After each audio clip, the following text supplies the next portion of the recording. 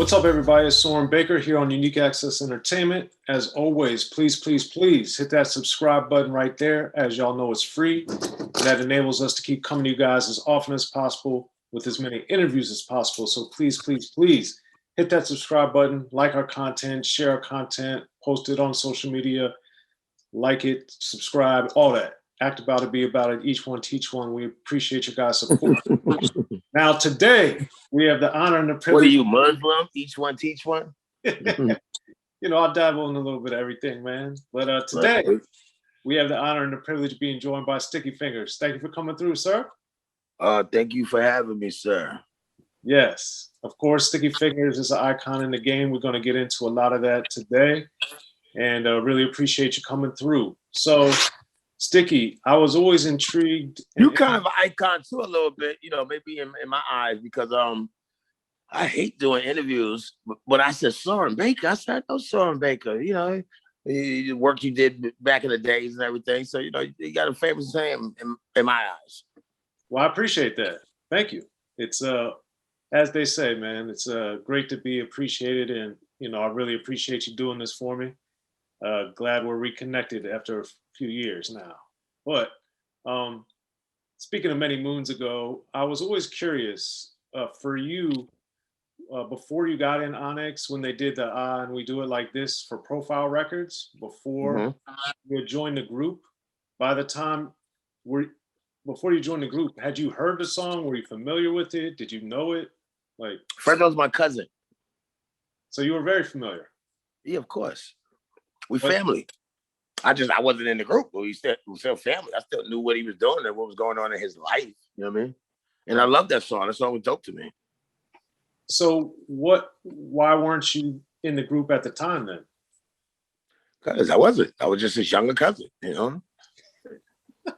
Okay, fair enough.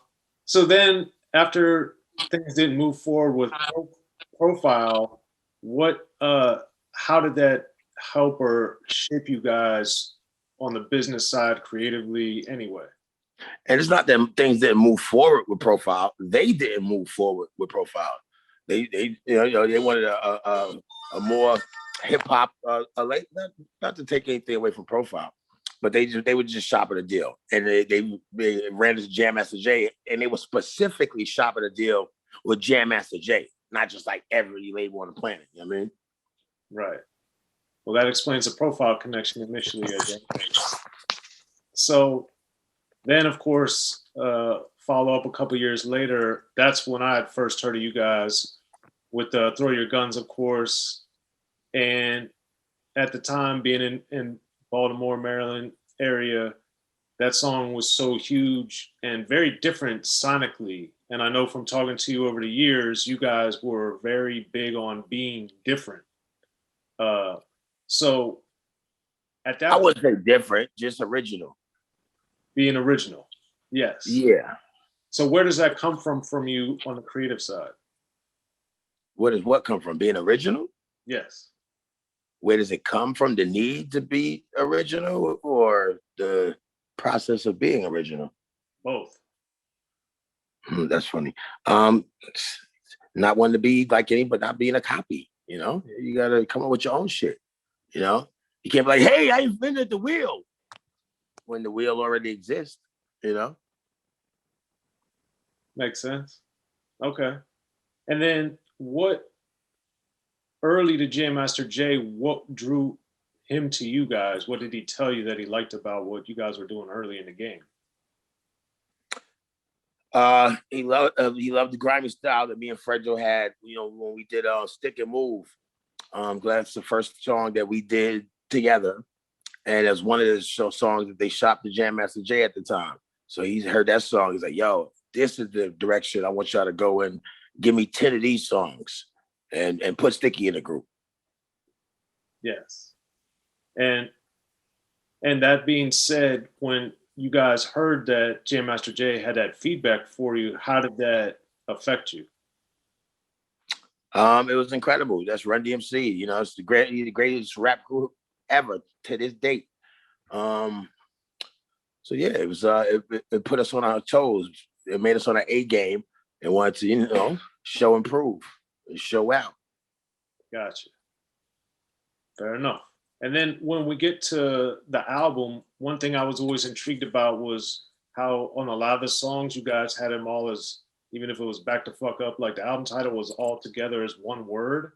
How Yeah, involved? we created our own language. I mean, it's a few things, you know. We started slam dancing to hip hop, with bald heads, grimy voice, the mad face logo, one of the illest logos in hip hop, all dressed in fatigue and Timberlands. And also we had our own language, the back the fuck up world. And we called it Trip City, you know what I mean? And where did you remember why or how the one word words came up? Because back the fuck up is one word. Back the fuck up. It's not, hey, back the is one word, you know what I mean? Fair enough. And why did the bald heads thing catch on with you guys so much? Why was that? Because we rebels, man. We used to work, me and Fred used to work in a barbershop. And then working in the barbershop, I had every hairstyle you could name, you know what I mean? And we was nice on the designs. I got a lot of my skills. I learned a lot of the techniques from Fredro, you know what I mean? But then I went on to create my own techniques as well, but we had working in the barbershop, the last hairstyle you could get is just take it all off, the rebellious, rebel, nomad, fuck the world hairstyle. Fair enough. So then, since you had started with Onyx early, you guys were successful barbers as what, early teenagers or something? Yeah, I was like 15 years old cutting in the barbershop. I used to cut school to cut hair. You know what I mean? And what drew you, and how did you get into being such a skilled barber? Well, here's a story. When I came back, I moved to Atlanta for a year when I was younger because shit was going crazy in New York. So we came back because Atlanta was just as dirtbag as New York was. You know what I'm saying? So boom. Fredro was working in the barbershop. He was hood famous. Everybody knew him because he was one of the top barbers in Queens. You know what I mean? I was like, I used to sit around the barbershop all day, chilling, whatever, I was like, you know what? And I had to go back to Brooklyn. So I said, I'm going to cut here too. So one day I took Fredro's barbershop book and I brought it to a barbershop in Brooklyn. And I told these niggas, I said, yo, I did these cuts. There's a word you did these cuts. And Fredro's barbershop book was ill. I'm talking about like polo signs, the guy on the horse, hieroglyphics, pyramids, and fucking Timberland signs. It was crazy. He was nice, one of the nicest barbers I ever seen at that time. You know what I mean? And so I took his barbershop books. Told him, they said, "Yo, we'll give you the job." He's like, "Where's your clippers?" I thought I was busted because I ain't had no clippers. So they ain't got no clippers. They said, "Don't worry, we'll buy something for you." So I started cutting hair. I made flyers with Fredro's haircuts on the flyers. And when I was downtown Brooklyn, Flatbush, handed out the flyers at the junction. And mind you, I had never cut a hair in my life, not even my own. But I went to art school. I was in art design, and I was in graphic communications and arts. We called it printing or Cybertron. It was on with DCEPs and low life. You know what I mean? And so I was nice. I was just a creative person. So I took to cutting hair like a fish to water. I was just, I got it. So I ain't never messed up nobody here ever. That's impressive. That's that hustler shit. You know what I mean? Hustler 101. Which is hilarious that you were like kind of bootlegging your flyers, given how you had to. Because I ain't had no customers. Because it was two barbershops. The first barbershop I worked at, they had like normal clientele. So I would get a piece of bits here, but then I left them. No, or was it backwards? I think it was the other one first, where I went to the other shop where it was like they were doing hair and some other stuff, but as far as barbershop, there was nothing there. So I had to create my own customers. So I made flyers and I was handing them out, and I was hustling. I was wrangling the customers in. You know what I mean? So I started that shit from ground zero. Fair enough. And then the whole thing about that really impressed me with the rollout of Onyx and Back the Fuck Up was the idea of the invasion. Like you guys, the Mad Face Invasion. Yeah, the Mad Face Invasion.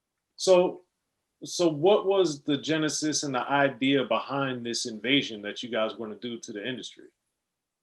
It speaks for itself. The Mad Face Invasion, coming through. It's the Mad Face Invasion. You know what I'm saying? Yeah. Okay. And then since you had mentioned Stick and Move, you guys just put out the video in January 2021 for that. Yeah, I know, right? So what made that 18, 19 years in the making? Or excuse me. Actually, you know, that was my dude Peter Spray. That was his idea. He came up with that idea, and we just did it with him, you know. Okay. And I think it was a great idea. It's like Onyx's first song and shit. So, you know, somewhat odd years later, we finally did a video to that. There's a few songs I would like to still do videos to. I'd like to do a movie to my first solo album, Black Trash. That should be crazy.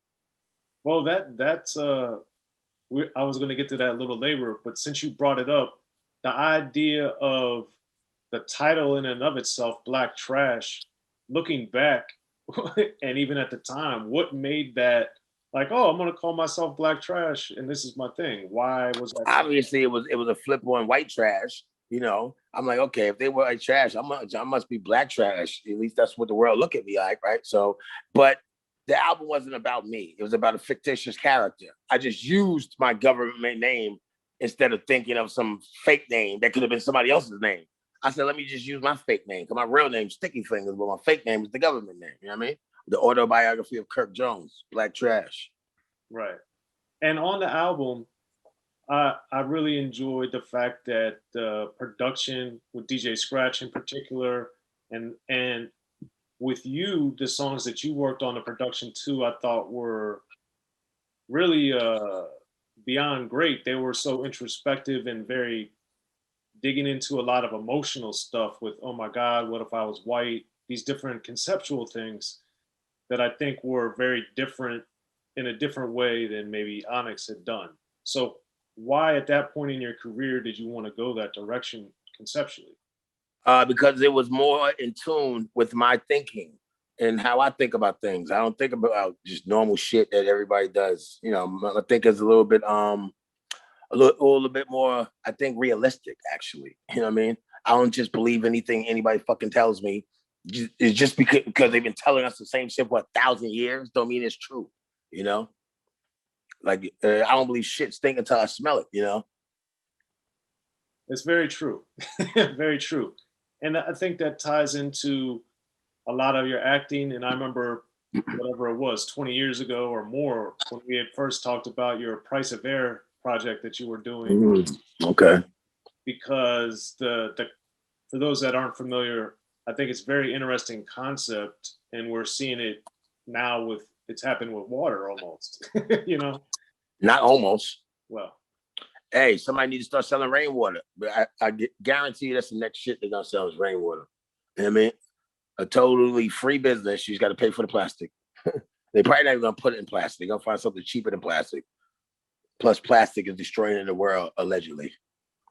so where do you, given that there is so much disinformation that's out there, how and where and when did you discover that and start finding your own information? Well, I started unteaching myself 100 years ago, and I still learn new things, but I have a division where I know, okay, this is what I've heard, this is what I read, this is what I saw. You know, I don't know if it's real or not unless I experience it myself. If a tree falls in the forest and you're not there to hear it, doesn't make a sound, you know? And the answer is no.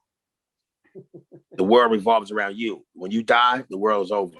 Everything is your POV, your God. If you want the world to be black, you could turn the whole world black.